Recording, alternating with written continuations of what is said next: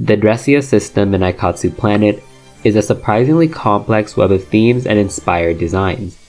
Today I'd like to complete my review series by doing a deep dive on all the Dressia, what they are, their inspirations, and the dress designs. We've got a lot to cover, so let's begin. Due to this system, each of the attributes has its own distinctive era, mostly inspired by the Dressia featured. We're in for a pretty long ride, so I would like us to begin with the fairy type.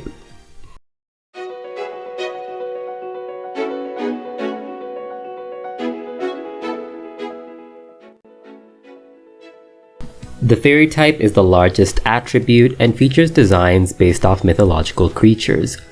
At least for now, they generally have a pastel palette and are united by an aurora motif. The first we meet is the Pegasus. The main one is Aurora Pegasus, who is a pink Pegasus with aurora hair and a pretty pastel corset. I don't know why I wrote that 3 times, but anyway, it's a pretty bizarre design, but I do love how campy it is. This Dressia has 2 main featured designs. First up, we have the PR. This is a gorgeous white ballet dress featuring aurora textures. I love the winged fabric across the bust and the pink corset at the waist. The skirt is rather frilly with a light pink skirt covered in aurora tulle. The playful ruffle is balanced with a more elegant detail on the top. I think it's a pretty harmonious design that makes good use of its inspiration. The ballet theme is also a nice touch. The second design is a rare form which reimagines the usual motifs. It's a white mini dress paired with a pretty pastel layer on top. This design is quite similar to Fantastic Pegasus, whose full art we'll be using here. I think the pastel skirt does wonders for this design. The skirt's jewel detail is really pretty and adds contrast. There's also golden ribbons along the skirt, which do look better on Fantastic Pegasus. Regardless, all the delicate detail combined with a cool silhouette really helped this design to stand out. I would have loved to see it in the show's CGI. Within Planet's lore, when idols push each other to new heights, their Dressia can dressy up into new forms. This brings us the greatest Pegasus according to my assumptions, Pegasus Angel. This form is humanoid and features the very dress it creates. Raises a few questions about the lore, but we'll probably never get answers on this. Regardless, I stand by the fact that this is a pretty plain power-up. The winged bust is a very cute idea, but the silver jewelry just gets washed out by the paler pinks. I think the aurora elements are retained but notably subdued. I think it's actually a really strong argument for Dressia though. The humanoid creature is a rather plain and uninteresting design. The Pegasus at least had the wings, corset, and jewelry to adapt, but with a more basic concept like a mysterious angel, the idea did not result in a fun design. I never thought I'd be defending Dressia, but I guess they informed the design more than I thought. The shoes are very cute though. In true Planet fashion, the ultimate dress has a rare form. This features smaller wings and more white fabric. She looks like she's wearing an oversized costume, and the heaviness of the large dress with the big wings gives us so much to look at. It's just very distracting. The top is especially bare with the minimal jewelry, and the lack of head accessories leaves her completely unbalanced. This is especially strange since the Dressia do have head accessories, so what was the reason? Let's move on to a much prettier Pegasus, Sakura Pegasus.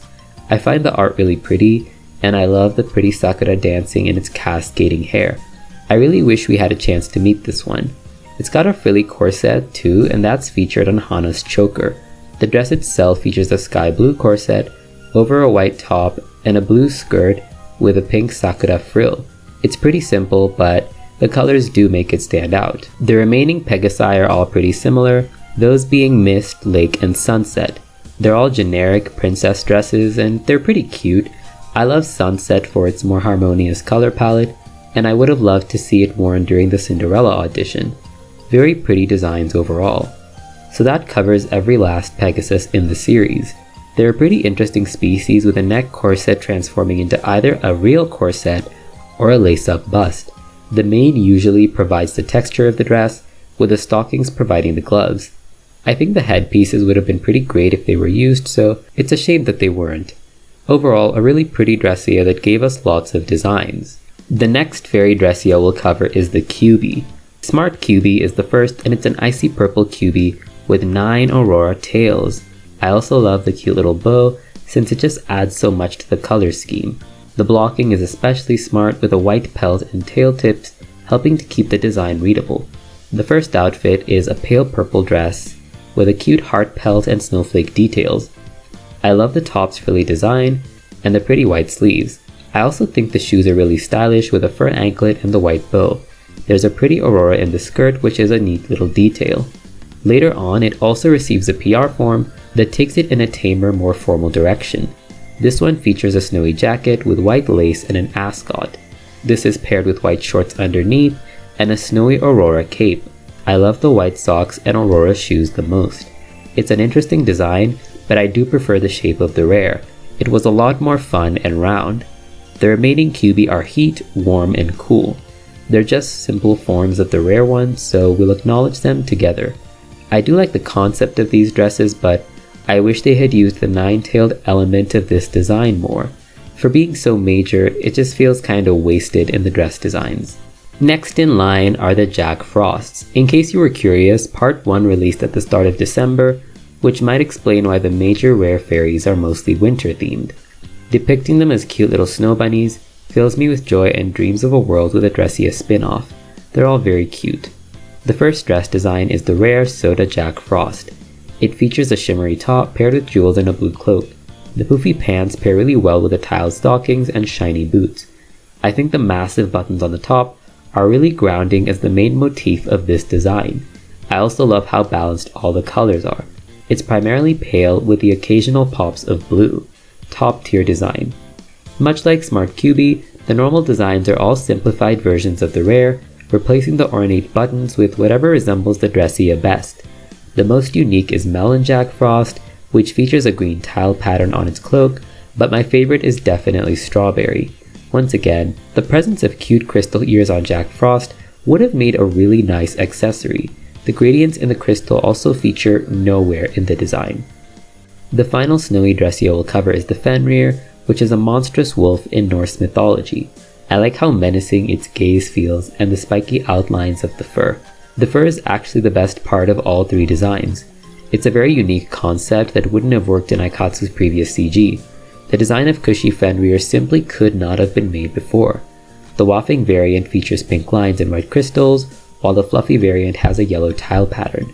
It's definitely a bit more classy than the previous designs, but the Cushy one has my heart. Now let's cover the cat siths. These Dressia take inspiration from Celtic mythology, being spectral cats that appear all black with a singular white spot on the chest. These Dressia look like regular cats, but with a simple pattern and a crown. There's also variations featuring eggs, a raincoat, and even a bow. It's one of my personal favorites. Let's start with a rare. Pastel Mixed Cat Sith is a peach calico with a pink crown and an aurora tail with ribbons. It's very cute and one of my favorite Dressia. The dress itself is quite stellar too. It's a yellow outfit with mint accents and bows on the skirt. This is paired with bright pink shoes and aqua green laces. I really love the ruffled top for how detailed it is. It's a very beautiful piece. I really appreciate the white buttons, the crown pin, and the cute pink bow. The skirt also adds just enough detail without overwhelming the design. They feature an aurora underskirt carrying out the type's visual motif. Finally, the shoes are just perfect. They're a cute pink color with a yellow sole and aqua green accents. The golden beads add so much personality too. It's a girly design that's very refreshing. It would have been perfect for Hana's casual wear, giving her a very girly vibe. The other cat sits mainly feature 2 designs. The first is a simple recolor of the rare, with the others adding an additional pattern. For example, Pastel adds polka dots, which are pretty hard to see in CGI, and has a second design, which is a sleeveless onesie with shorts. I think it's interesting. The silhouette is at odds with the more detailed elements of the collar, and it feels like an odd mix between 2 aesthetics. Perhaps a child would wear this. Pastel Pink is a cute little cat, and unfortunately the raincoat has nothing to do with the design, which is instead a buttoned blouse with fur on the bust and what appears to be pink shorts. I don't know what went wrong, but the silhouette is really ugly here. What's worse is that the other design is yet another mixed cat sith recolor. I think that with some of the Dressia, what I notice is they just throw in designs later on in the game without really considering what the concept is supposed to be. We'll see it happen pretty often. The final cat Sith we'll cover is Lovely Cat Sith. This was part of the second campaign, which I believe was Valentine's themed. It's a soft pink with brown check patch and 3 red ribbons on its tail. I love how luxurious it looks. It's a very pretty design.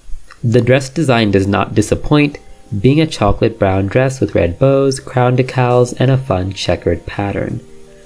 The square bust pairs well with the pattern, giving the top a more rigid structure. Checkered pattern also makes this one of the more detailed designs and really elevates it. It leaves a strong impression while making use of the best parts of this Dressia. I know we've been covering fairy for a while, but they really did throw this many into the first part, and I want to cover all the ones of that species together. So now we're going to cover the campaign, which gives us 2 more wintry designs. Frozen Reindeer is up first, and it's a cute young reindeer with white snow fur. I love the silver necklace and holly. It's a very clean design, and the soft blue colors pair well with the white snow. It's also very cute that the chest fur is kind of shaped like a Christmas tree. The dress itself is a snowy crop top with a white sheer jacket and ice blue pants. The scalloped crop top is a choice, but I'm glad there's blue elements on the collar and sleeves. The silver belt is taken from the reindeer's neck, but it blends into the blue pants, feeling pointless. I can see an attempt at cohesion with a scalloped shape matching the top, but when paired with these colors, it's very hard to notice. The fleur-de-lis on the pants is equally confusing, adding very little to the design. The only cohesive elements are the shoes with their teal color, holly detail, and fun blue flaps. I think they're kinda cute, kinda jestercore. The other Christmas Dressia is Noel Snow. Anatomically, it looks a lot like the Jack Frost, so I like to imagine they're related. The dress design is pretty cute too, with the outfit being themed around a winter night and a deep blue skirt lined with Christmas trees. It pairs well with a creamy top and blue cape, which features golden lining and stars. While it does match the Dressia and resemble the night sky, I think it's a bit out there color-wise. I love that they were able to restrain themselves and come up with something very Christmassy, but this design is a lot more liberated from the fairy type. So our final fairy Dressia, introduced in part 1, are the Charm Unicorns. These are in the promotional cords, and I like to imagine they're related to the Pegasi, just based off their anatomy. The Charm Unicorns are really cute, and I'm glad we saw one in the anime. The outfit is a casual jacket and skirt combo that's got a dreamy aesthetic with its pastel palette. It reminds me of the Aurora Chial cord from Rainbow Berry Parfait, and I really wish this was a casual outfit. It's a real shame they didn't even bother to draw these, but that brings us to the end of the fairy type.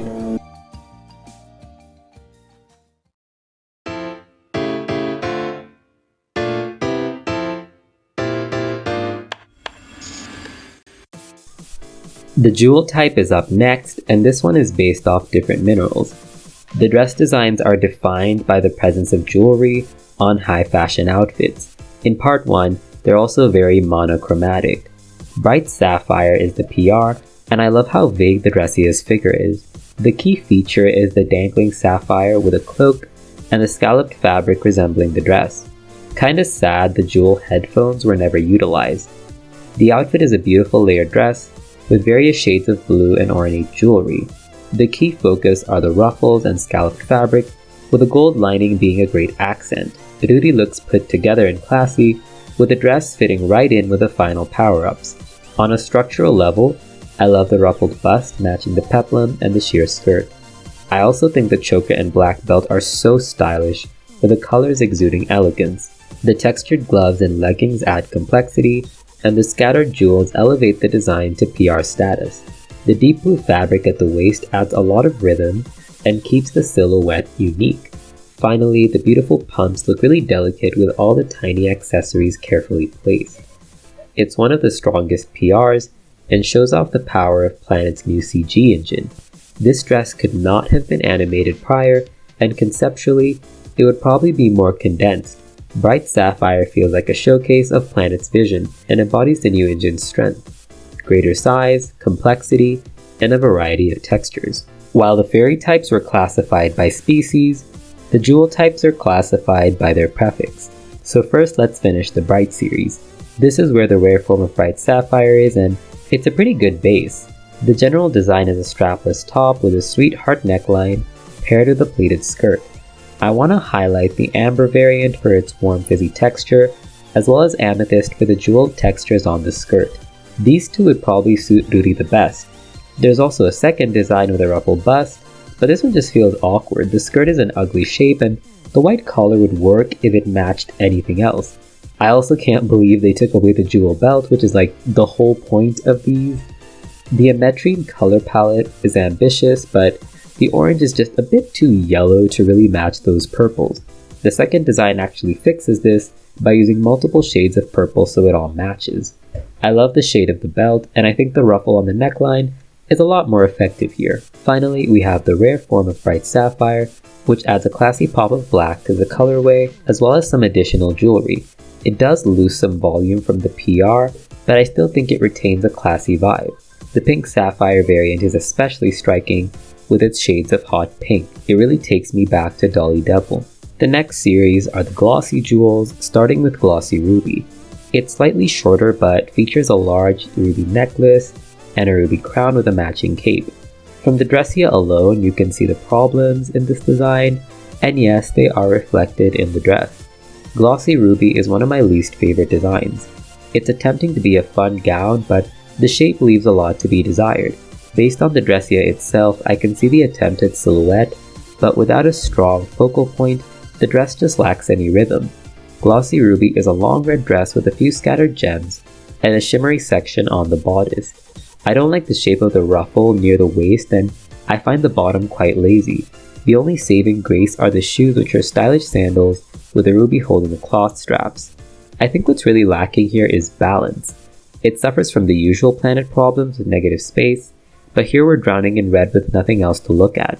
There's a big gaping space on her chest which would never have happened in the previous series, and I think it's especially comical because the Dressia has a giant necklace, but the dress didn't get that. I'm also very vindicated by this commentary because the PR does use the necklace and fixes a lot of the previous issues. First of all, the silhouette is more dynamic with diagonal cuts and much brighter jewelry. I love how the big ruby bow and jewel shards on the skirt add a lot to look at. The black accents make it pop, and the dress is just so much more stylish. I can live in peace knowing that Glossy Ruby's design was redeemed. As for the rest though, I will admit that they're not that bad. Glossy Peridot is a girl bossy pantsuit with golden jewelry. The lack of sleeves paired with pants create a fun mix between fun and formal. The second design is more formal, with a green blouse and white skirt. Like many of the second designs, we do lose some of the Dressia inspiration, but I really do like this outfit. Great contrast and very effective minimal jewelry. The pink ruby second design is similar, but this time resembling an old school teacher. I imagine there's also a Halloween theme, but I think it's telling that all the later designs are so far removed from the Dressia's concept. The final series we'll cover for the jewel type are oddly named after the mineral and not by their prefix. The pearls are some of the prettiest designs from Aikatsu Planet. Marine Pearl is a complex Dressia featuring beautiful layers and pearls and shell detail. It could honestly be a whole PR. The dress does not disappoint, using the shell pattern to create an intricate cape covered in white pearls.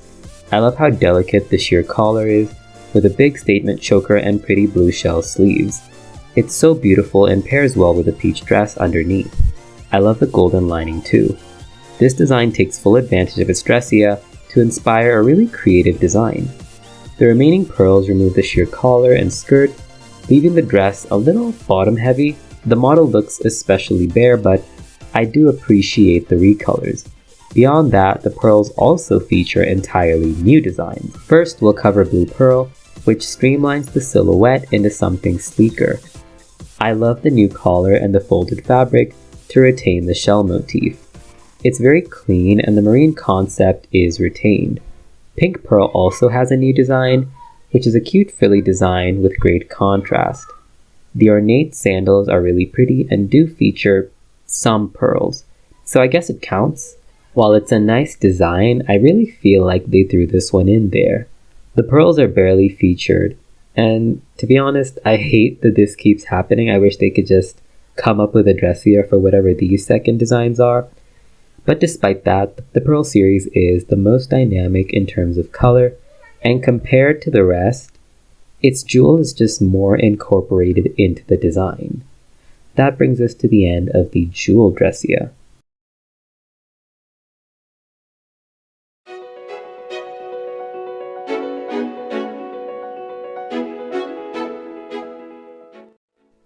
Music is actually one of the smaller types, so I thought I'd squeeze it in at the end of this first video because horoscope is massive. So what is the music type? It's one of my favorite attributes because it's inspired by different genres. They span a few different styles but are generally united by their darker, high contrast palette. It's not evident in all of them, but in general, it's a lot darker than the first two. The first Dressia that we meet is Bloody Rock. It's such a good creature design. I love the music scale hair, the choker, and the impeccable choice to have the bat wings be speakers. It's peak design. I just really like this Dressia. The dress design does not disappoint either. It's a jacket and shorts combo with a batwing cape and long black boots. I love the abundance of studs, mesh, and check pattern. The silhouette is sharp and the contrast is suitably edgy. It's all so much fun to look at. Something else I love is all the accessories. They all feel really intentional, from the mesh stocking to the belt and even the choker. It's all very punk rock.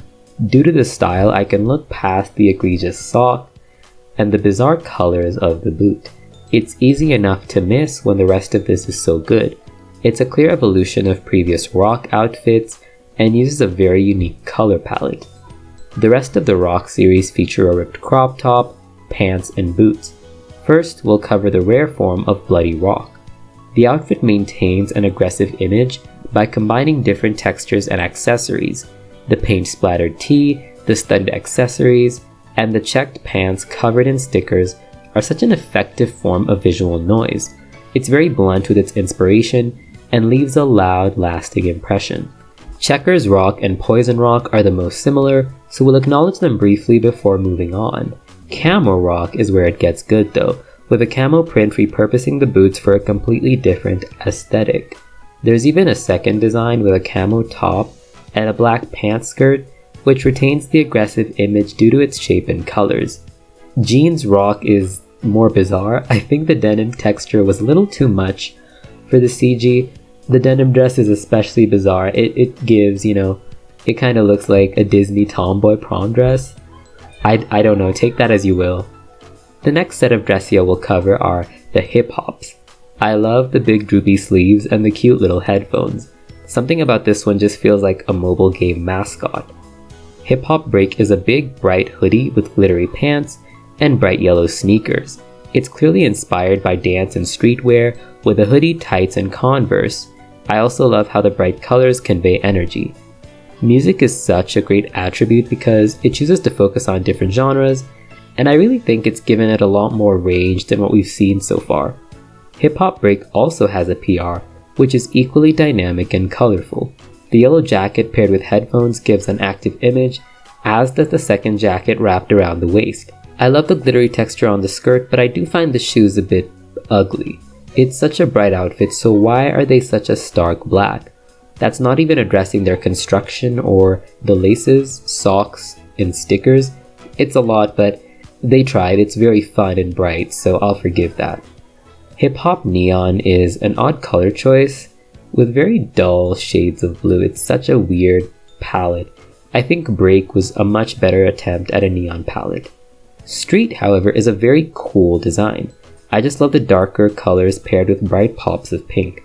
It also features a second design, which retains a few street elements, but is mostly carried by its palette. I can see the vision, but the second designs just never live up to the originals. Active is the final one, and I think the color palette is perfect. While orange and blue might seem ugly, the darker, less saturated shades match each other pretty well. I still find the second design quite comical. I don't know what they were going for with this one. In the promotional cords, there's a gorgeous Dressia known as Holy Gospel. It's a stylized choir robe that's a really unique niche for Aikatsu. The mix of religious and punk elements is so satisfying. I definitely love the straighter silhouette and the white collar leading into the white stole. It's decorated with a golden lining, which matches the music scales on the black sleeves. All that's missing is the hat on the Dressia. I wish the girls got to wear head accessories. I suspect it was an issue with the hair models because the hair was especially complex, but I guess we'll never really know. Now that we've covered a majority of the fairy, jewel, and music types, I think we can all acknowledge that Planet prioritized Dressia and used those concepts to inspire unique designs. I think fairy had the most to work with due to the mythological creatures, while music got by with different genres. Jewel definitely had the simplest concept here, but managed to do a lot both with its PR and especially the Pearl series. I know we only covered part 1 Dressia, but this is actually a good portion of all the series fashion, so I'm proud of the progress we've made so far. Look forward to part 2 where we'll cover the large and expansive horoscope type, explore the 2 new attributes, and see where the initial types are headed. I want to go into each era of Dressia since they do provide the conceptual base for the outfit. Let me know your thoughts on this new approach and be sure to join me for more analysis next time.